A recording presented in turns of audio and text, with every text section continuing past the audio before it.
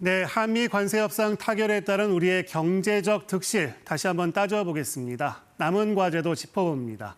김광석 한국경제산업연구원 경제연구실장 나와 있습니다.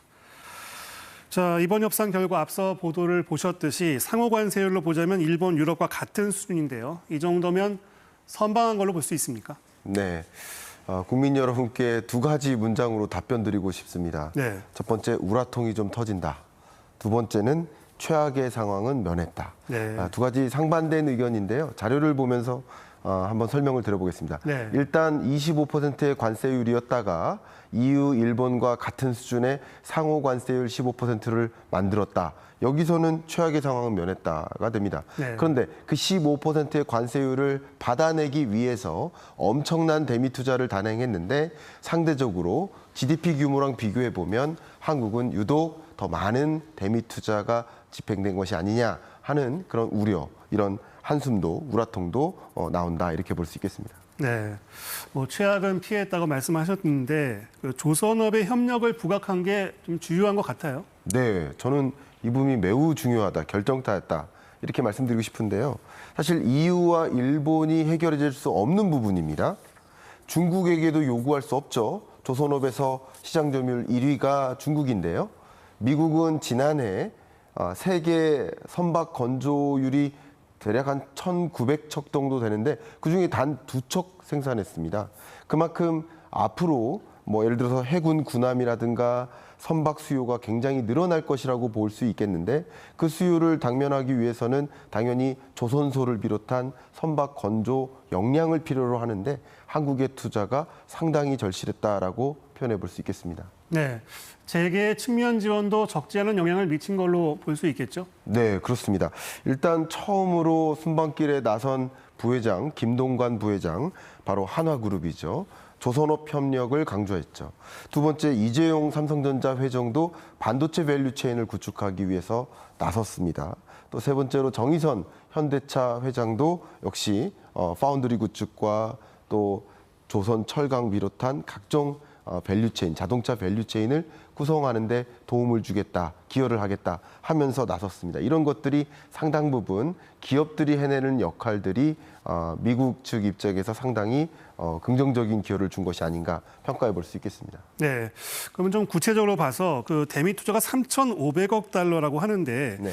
이게 구체적으로 어느 분야에 투자한다는 건지 좀 정리를 해보시죠. 네, 일단 3,500억 달러 굉장히 큰 규모인데요. 487조 원에 달하는 한국 돈으로 그렇게 됩니다. 자료를 보시는 것처럼 이 중에 1,500억 달러는 조선업 협력을 위해 쓰이는 겁니다. 그리고 나머지 2,000억 달러는 반도체, 원전, 2차 전지, 바이오와 같은 한국 기업의 경쟁력을 보유한 분야에서 대미에 투자하는 그런 영역이라고 볼 수 있겠습니다. 그럼 여기에 필요한 재원을 우리는 어떻게 마련할 계획입니까? 네, 이 부분이 많은 분들이 좀 관심이 있으실 거예요. 이 486조 원에 달하는 이 규모인데 이 재원은 GDP 20%에 달합니다. 네. 그럼 이 재원을 어떻게 마련할 것인가? 일단 기본적인 투자 펀드 재원을 마련하겠다. 이게 골자입니다. 네. 어떻게 하느냐? 공적 금융기관이 있어요. 예를 들면 수출입은행이 있다거나 네. 무역보험공사가 있습니다. 이런 공적 금융기관들이 담보를 통해서 보증을 하게 됩니다. 그러면 한미조선협력펀드를 조성한다든가 또 대한대미투자펀드 같은 것들을 조성해서 결국 펀드 형식으로 자원을 마련하기로 결정하고 있습니다. 네. 그런데 이 대미 투자 펀드에서 발생하는 수익의 90%를 미국이 가져가기로 했다고 하잖아요. 그럼 돈은 우리가 내고 수익은 미국이 가져간다, 이런 얘기인가요? 자, 만약에 우리가 투자자고 수익은 상대방이 가져간다. 그건 투자의 원칙에 부합하지는 않죠. 그러니까 이 돈을 투자한 만큼 어떻게 수익 배분이 있을까에 대한 그 표현, 영어 표현이 retain이에요. 이 retain이라는 영어 표현이 굉장히 중요한데 러트닉 미 상무장관은 이게 미국 국민에게 돌아간다라고 표현한 것이고 네. 김용범 정책실장은 재투자의 계좌입니다. retain이라고 제가 표현했는데 retain은 재투자 혹은 유보의 의미를 갖고 있습니다. 그러니까 우리의 것으로 바로 가져오는 건 어렵지만 미국의 추가적인 재투자 또 추가적인 재투자로 이어지는 것이고 결국은 투자한 투자자가 수익을 가져가니까 미국의 재투자로 많이 이어지겠지만 뭐 장기간에 걸쳐선 또 수익으로 돌아올 수 있는 것이 아닌가 이렇게 해석해 보는 것이 적절하다고 생각합니다. 그렇군요. 그리고 그 농산물 개방에 대해서 우리 정부 입장과 트럼프 대통령의 말에 다소 차이가 있습니다. 이건 왜 그런 건지 좀 설명을 해주시죠. 네, 일단 트럼프 행정부 또 트럼프 대통령 입장에서는 지금의 이 관세 전쟁 결과 많은 국가들이 미국에 투자한다. 또 그 밖에 한국은 자동차와 트럭, 농산물을 포함해서 미국 제품을 수용하고 완전히 무역을 개방한다. 이렇게 표현하는 이유는 뭘까요? 바로 나의 관세 정책, 트럼프의 핵심 정책이 관세 정책인데 관세 정책에 따른 결과가 이렇게 좋은 거 아니냐. 그러니까 유권자들, 지지자들 나를 보세요. 그러니까 나를 더 지지해 주세요. 정치적 입장 표면이라고 볼 수 있겠고 구체적으로 들어간다면 쌀과 소고기 같은 일부 영역은 또 선방을 했다라고 표현할 수 있겠습니다. 여기서 한 가지 더 들어가 본다면 왜 미국이 쌀과 소고기를 집중 타격을 했을까?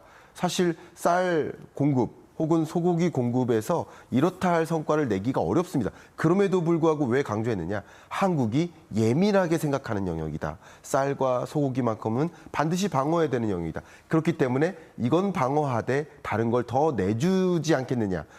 협상의 과정이라고 해석해 볼 수 있겠습니다. 그렇군요. 그리고 그 가장 큰 관심사 중 하나가 자동차 관세율이었잖아요. 이번에 15%가 됐는데 우리로서는 이 대목이 가장 좀 뼈아플 부분인 것 같습니다. 어떻습니까? 네, 결과적으로 종착점은 같습니다. 모두가 15% 관세율을 부과받았습니다. 그런데 한국, EU, 일본을 좀 비교해 보면 시작점이 달랐어요. 네. 종착점은 같지만 시작점은 달랐다. 우리는 FTA 협상국이기 때문에 트럼프 2기 이전까지는 무관세로 자동차를 수출을 해오고 있었습니다. 가격 경쟁력을 확보했다가 이 확보했던 가격 경쟁력을 실추하는 과정이다. 이 부분에서 좀 안타까운 마음을 좀 갖고 있고요. 또 한 가지 추가적인 의견 드린다면 일본 같은 경우는 대미 수출보다는 현지 생산에 대한 의존도가 좀 높습니다. 근데 한국은 수출액 비중이 더 높기 때문에 같은 관세율이라 하더라도 대미 시장을 놓고 보면 더 충격이 더 클 수 있겠다. 이렇게 의견 드리겠습니다. 네. 그러면 다시 한번 정리를 해보면 이 정도 수준의 합의라면 우리 경제에 어느 정도의 영향을 앞으로 미칠 걸로 내다보십니까? 일단 제가 추계를 해보니까요. 대략 GDP 기준으로 보면 0.3에서 0.5%포인트만큼의 하향 조정 압력이다라고 의견을 드리겠습니다. 네. 일단 첫 번째 수출이죠. 수출은 대미 시장은요. 우리나라 전체 수출의 19%를 차지합니다. 2위 수출 대상국입니다. 그러면 수출이 줄고 생산이 줄겠죠. 두 번째 내수인데요. 대미에 투자를 한다. 그럼 대미에 투자를 한다라는 그 방향성만으로도 대한 국내 투자를 좀 위축시킨다는 개념이고 그러면 생산도 줄고 투자도 주니까 고용 위축으로 가니까 내수 경제에도 부정적인 영향을 미치겠죠. 이런 관점에서 지금 협상 결과는 뭐 안타깝지만 부정적인 영향을 피할 수는 없겠다라고 의견 드리겠습니다. 네. 어쨌든 협상이 타결돼서 우리 경제의 불확실성이 조금은 거친 걸로 볼 수 있을 텐데요. 주식 시장엔 어떤 영향을 미칠까요? 일단 오늘 발표됐던 이 협상안은 주식시장에 다 반영됐다라고 생각해 보시면 좋겠고요. 네. 그러면 향후에 관세율이 긍정적으로 우리가 원하는 방향으로 낮아지는 방향으로 협상이 이루어진다면 또 호재가 되고요. 네. 반대로 뭐 관세율이 높아지는 국면으로 간다면 좋은 일이 아니겠죠. 여기에 기업 같은 경우는 대미에 적극적인 투자를 단행해서 향후 상당한 비즈니스 기회를 포착하는구나. 가장 대표적인 게 조선업인데요. 네. 그런 기업들의 경우에는 오히려 호재로 작용하는 경우도 상당 부분 있겠다라고 의견 드리겠습니다. 네. 그 2주 내로 한미 정상회담이 열리겠죠. 근데 진짜 협상은 이제부터다라는 얘기도 나옵니다. 이 한미 정상회담에서 우리가 유리하게 협상을 이끌려면 어떤 전략이 필요할까요? 저는 이런 말씀 드리고 싶습니다. 제가 앵커님께 만약에 선물을 드린다. 10만 원짜리 선물을 드린다라 했을 때 그냥 필요 없는 선물을 10만 원짜리 드린다면 효과가 별로 없겠죠. 근데 앵커님이 너무나도 필요한 그 선물을 지금 받는다라고 한다면 같은 10만 원짜리 선물도 감동이 다르겠죠. 제가 드리고 싶은 이야기는 미국이 정말 원하는 거, 미국이 정말 뭐 가려운 거, 정말 필요로 하는 게 뭔지를 들어줬으면 좋겠는데 첫 번째로 강조하고 싶은 것은 바로 히토류입니다. 네.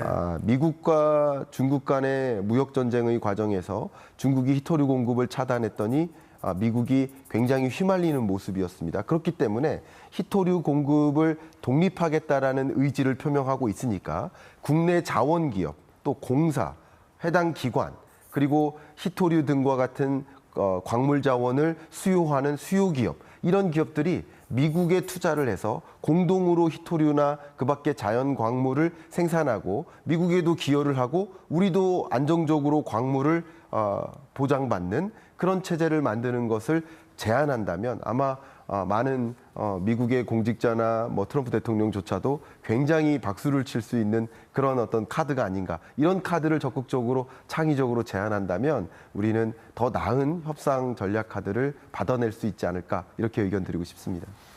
네, 김광석 한국경제산업연구원 경제연구실장이었습니다. 말씀 잘 들었습니다. 감사합니다.